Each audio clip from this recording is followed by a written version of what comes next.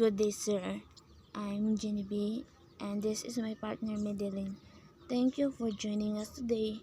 We're doing this interview for our cross-cultural business insight, and I'll be asking you a few questions about business and culture. So first, before we begin, can you introduce yourself, sir? Yes, my name is Mark Vernon. Sige, proceed na sa question.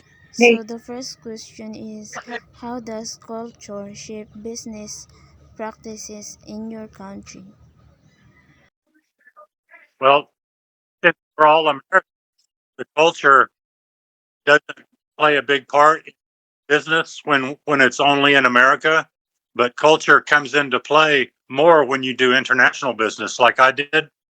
I did import export mainly from China, so that in that case, there's a lot of cultural references, and there's a lot of cultural issues that come to play in the import export international business.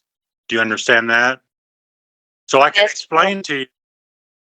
can explain to you many cultural differences and how culture uh, cross cultural business is an issue in national business. That's what you're interested in.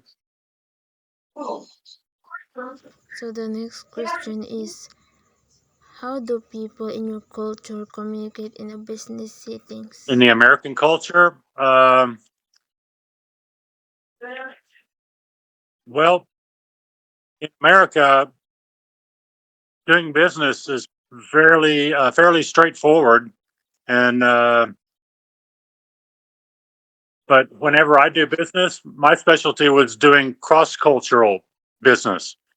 As far as I believe that's more interesting when you're dealing with multiple cultures in business because you have to, uh, as for example, when I go to China, I have to understand the culture in China to do a productive and efficient business in China. And so, luckily, I was able to study at Peking University in Beijing, and so I was able to study the Chinese culture, history, and language. So when I did business in China, I was able to understand their culture and their language and their history, which helps a lot doing business there. So a lot of my competition in America, of course, they don't understand these things in China, so they use a broker, a business broker, to deal with the vendors in China, or they will use translators, or they can even actually go to China, but then they have to use a translator, and the translator also will take a percentage of the markup whenever they buy the product in China. So as far as my situation, I was able to uh, efficiently and uh, buy the product in China at the lowest price and get the best quality, which is most important in a in an import export business. You can always sell your product in America if you're a decent salesman, but the most important thing is getting a good product, a quality product, not get cheated and get the best price. Because when you're dealing with cross cultural business, it's very easy for the vendors, for example, in a country like India or a country like China, they can cheat or they can give you substandard products for a higher price. And then you can't make a profit because you've been cheated at the source. So that was the interesting aspects of the cross cultural business that I do. Now, as far as just doing business in America, of course, as there in the Philippines, you're a Filipino, you deal with a Filipino. Let's say if you're dealing with a Filipino vendor, you're dealing with a Filipino customer, it's all fairly routine. You don't have to have cultural, uh, there's no cultural issues or problems that will come up. But that's what I thought was interesting, and I thought that might help your business class there when you're talking about culture and the cross culture aspect is a very interesting one, and it's more interesting than just like speaking about how I do business in America, because of course I'm American and I do business with Americans. It's all very easy, no issues, no problems. So the next question is, what negotiation styles are common in your culture? In our culture, negotiation is actually uh, less cumbersome and less onerous than it would be in a third world country, as in the Philippines or in China. In third world countries, negotiations are more out up front. Let's say if I go to China, there's always a bargaining process. Or if I go to the Philippines to buy product, there's always a bargaining process that we have to go through. In America, the bargaining process is less of a process because uh, there's not as much room to negotiate for price and for quality because things are more straightforward. So when you're dealing with a country in Asia, most of the countries in Asia, like the Philippines, there would be a longer, more uh, more cumbersome negotiation process. Say uh, it's less difficult to negotiate in America than it would be in a country like China or the Philippines. So, Okay. so let's proceed on the next question, sir. So we have, what are the do's and don'ts when doing business in your future? In my future, Yes, or in my future. culture, okay. Uh, well, the do's and don'ts. For example, I can tell you problems that come up in my business because a lot of my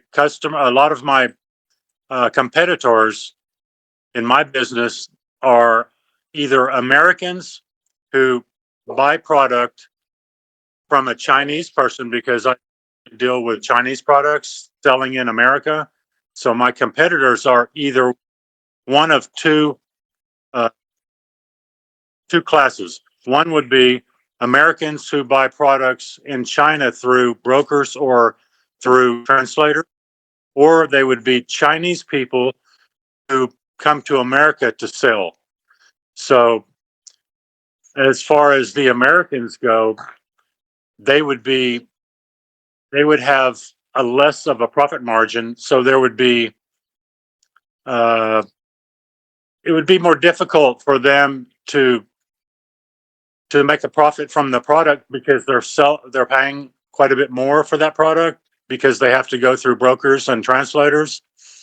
So that would make things more difficult. And if they're Chinese, a cultural aspect of doing business here in America would be that my customer, the end user customer, the shops that I sell to as a wholesaler, they do not like dealing with Chinese people because there's a language barrier and there's also a cultural barrier to where the Chinese don't understand how business is done in America very well. So it's very easy for a Chinese person to offend a shop owner or an end user customer in America because uh, they're not very well versed in the American culture and ways of dealing with business in America. So that's easy for them to offend the customer, or they the customer can't understand their language barrier because they can't speak English very good. So those would be several areas of how culture, some do's and don'ts here that we deal with here in America. So let's proceed in the last question. So, have you experienced misunderstanding due to cultural differences? Oh yes, there's always a possibility of a cultural faux pas, so to speak, that will come up. For example, if you don't understand the culture that you're working in, if, let's say, for example, if I go to the Philippines or to China and I'm dealing with a vendor there, it's very easy for me as an American to not understand their culture. So it's very easy for me to offend them or to say something that would be misunderstood, which can be either offensive or it can be funny, or basically it's very distracting. It's hard to stay on track and become and do business productively and efficiently if you're always dealing with cultural issues that are becoming a distraction in the negotiation or the final process of putting the business deals together. So yes, it's very common if you're doing international business, especially for there to be cultural uh, issues and problems that would come up. Wala na siya pahi. So, that's all, sir. So, thank you for having you in this interview. Pahi. You're welcome. You're welcome. Have a good Thank you, day. sir.